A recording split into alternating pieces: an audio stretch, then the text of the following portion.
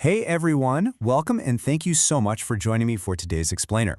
I'm absolutely thrilled to guide you through this one, mostly because it challenges something we pretty much all accept as just a fundamental fact of modern life. Today, we're exploring a really striking critique of traditional economic theory, and it's brought to us by Oluwayomi Ola-David. She's a Nigerian author, a policy influencer, and honestly someone who is just deeply concerned with global development and finding real-world solutions. Her core, totally provocative premise is, what a warped economics of competition. In her writings, she is shining a massive spotlight on how we view success, progress, and even survival, and she's completely flipping the script on everything we've been taught. Well, let's just dive right into it, shall we? Has the gospel of competition done more harm than good? It's a pretty heavy question, isn't it? And notice that word, gospel. We use that because competition is literally preached to us constantly. It's drilled into us in our schools, it's hardwired into our businesses, and we celebrate it in our everyday lives.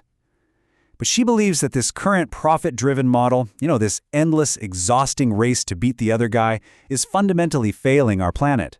And what makes her perspective so incredibly fascinating is her own honesty about it.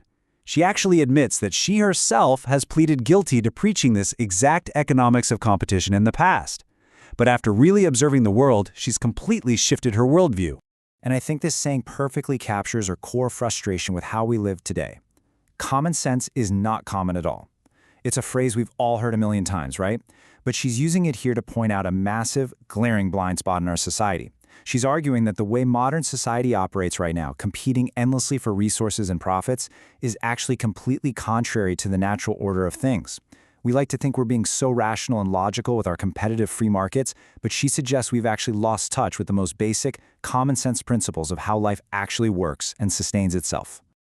To prove this lack of common sense, she asks us to just strip it all back and look at the very foundation of human life, our origins. She points out a very simple, undeniable fact. It literally doesn't matter how much our science has advanced or how much crazy technology we've developed over the centuries. Human life itself still absolutely requires male and female cooperation to produce a living embryo. We are literally created by cooperation, not competition.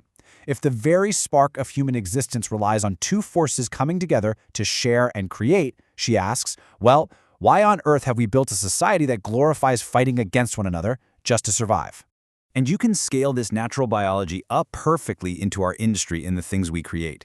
She uses a fantastic architectural analogy here that I just love. So you have the highly skilled architect who designs the vision, right?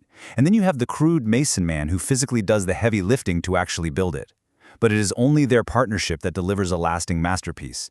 She believes that human cooperation across vastly different skill sets is the absolute only way to build lasting edifices. I mean, think about it. The architect can't compete with the mason. They have to collaborate. If they compete, absolutely nothing gets built. She even scales this concept up from individual human projects to the entire planet's ecosystem. Look at the most fundamental exchange on Earth. Humans breathe out carbon dioxide and breathe in oxygen, while plants give out oxygen and take in carbon dioxide. It is a perfect, completely necessary symbiotic exchange. The plants aren't trying to outcompete us for oxygen, and we certainly aren't hoarding carbon dioxide from the plants. Our very survival is locked into this continuous cooperative loop. So, you might be wondering, what actually happens in nature when species ignore this cooperative balance and just fight?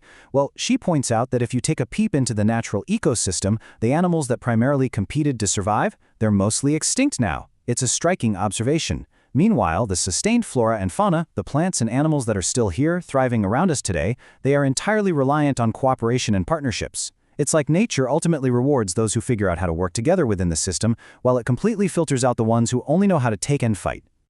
We live as long as we share. I just want you to take a second to really absorb that. The absolutely crucial point is right here in this powerful quote. She uses this as the ultimate summary of all her biological and environmental evidence. From the creation of a human embryo, to the exchange of air in our lungs, to the survival of entire species over millennia, sharing and cooperation are the actual engines of life. And with this natural foundation firmly established, she uses it as a springboard to pivot directly into a pretty heavy critique of our modern business world. Because when she looks at our economy, she doesn't see sharing. Not at all. She sees this, the harm of profit maximization. She sharply contrasts that natural harmony we just talked about with the way traditional business firms operate. In traditional economics, the primary objective of a firm is to maximize its profits, almost always at the expense of its competitors. She argues forcefully that this specific mindset has done massive damage. In her view, it has done far more harm than good, and not just to the physical planet, but to the very culture and nature of humanity itself. Now, she doesn't expect you to just take her word for it either. She issues a direct challenge to all of her readers and really to us viewers today. Please, check the case history for yourselves. Look at the historical record of business, of law, and of governance all across the world.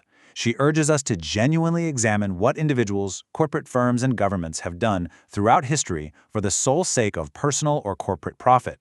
If you look closely at that record, she suggests, you're going to see a trail of damage that stems directly from this obsession with competing to win at all costs. And she certainly does not mince words about the psychological and moral toll this takes on us. She argues, and I quote, "A primary drive for profit and survival erodes the good in our humanity and brings out the latent evil in it."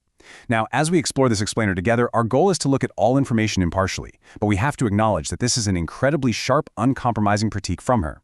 She is straight up stating that the very gospel of competing to survive, the exact thing we're told makes us successful, is actually what degrades our morality and brings out our absolute worst traits. Okay, so if the old system is broken, what is her solution? Well, she doesn't just want to tweak the rules a bit. She's rethinking the entire concept. Look at Alla David's vision for economics defined right here. A planetary system that must be recentered around cooperation rather than competition to bring the most good to the world. Now, to be totally fair, she does acknowledge that the gains from competition can be sweet, and that competition has admittedly done some good to the world in the past. But she firmly believes that moving forward, only the right kind of cooperation can save this planet. For her, cooperation is the only way to bring the most good to the world. Transitioning from that grand vision to a more practical, everyday step, she offers a simple, really memorable interim solution. P is for partnerships. She casts her vote for partnerships as the vital, immediate key to saving the economics of planet Earth.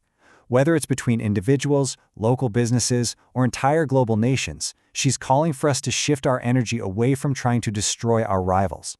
Instead, we need to focus on how we can combine our different skills and resources, just like that architect and the mason, to build something that actually lasts.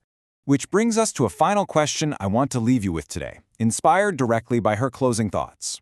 Are you ready to rethink economics around cooperation?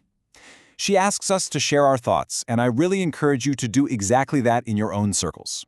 Think about the role of competition in your own life, in your workplace, or in your community. Is it bringing out the best in humanity, or is it time we vote P for partnerships? Thank you so much for hanging out with me for this explainer. I really hope this structured look at Aliyomi Alla David's work has sparked some serious curiosity for you today. Keep learning, keep questioning, and I'll see you next time.